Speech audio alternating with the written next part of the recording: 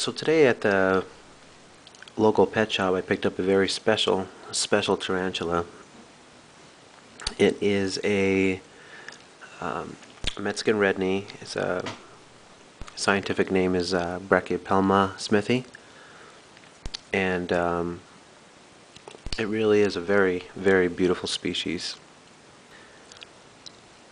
But the Brachypelma smithi really has proved to be the icon of all the tarantulas. And the reason why it's such a popular tarantula is because number one, it's a very beautiful tarantula. It's beautiful how the contrast between the orange and the black are displayed on this particular tarantula. One of the other benefits of owning this particular tarantula is that this is a species that is very docile and tolerates handling actually quite well. Originally, these Brachypelma smithis were imported from Mexico in the thousands and thousands through the United States trade marketing, and or as Mexico banned the export of this particular species, hobbyists had to improvise and actually had to produce these tarantulas within the United States. So out of all the species of tarantulas that I own, this is the very first species of tarantula that I've owned as a teenager. And this was about 1985 when I got my very first tarantula, and it was Brachypelma smithi.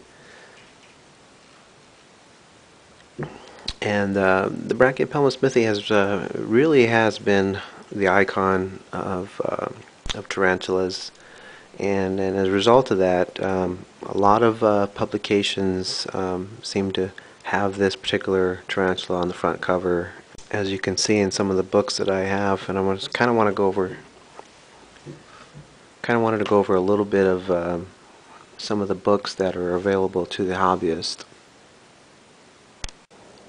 So the first books I wanted to talk about was a book written by Jerry G. Walls, and it's simply called Tarantulas, and basically talks about selection of a tarantula, heating, lighting, housing, feeding, and maintenance, as well as diseases and disorders.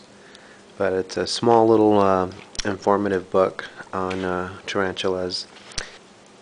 My second book has a couple of editions, and it's called and it's by Barron's, and it's called Tarantulas and Other Arachnids. And this book is written by Samuel D. Marshall. It's a more informative book on tarantulas, and it's got color pictures as well as the first book, and has a little bit more information on tarantulas. This particular book is the first edition that I've acquired. The second edition is it's got a different color. It looks like it's got a picture of a versicolor. So the newer version of this book, still called Tarantulas and Other Arachnids by Samuel D. Marshall, is basically a revised edition, and as well has great pictures, information on everything that you need to maintain your tarantula.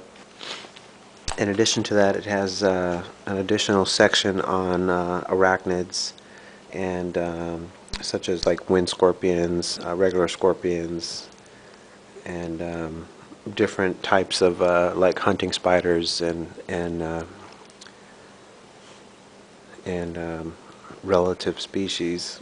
These either one of these editions are actually good books, but preferably if you can get the later edition, it would be better because it's more updated with information.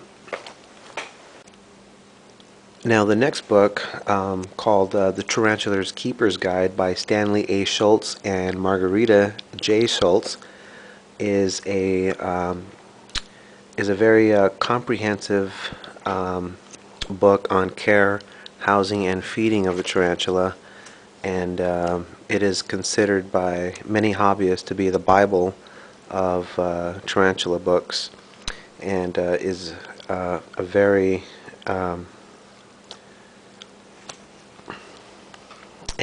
very exceptional book to own because of all its detailed information on tarantulas. You can see that by the size comparison that this book alone is just as thick, if not thicker, than all the other three books that I reviewed, as you can see here.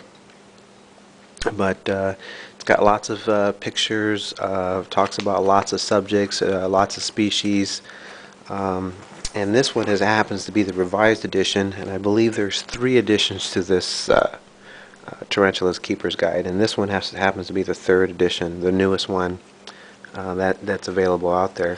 And I highly recommend this book as one of the best as far as tarantula information goes. And this just about covers the book review. I hope this bit of information has been helpful to you, and thanks for watching.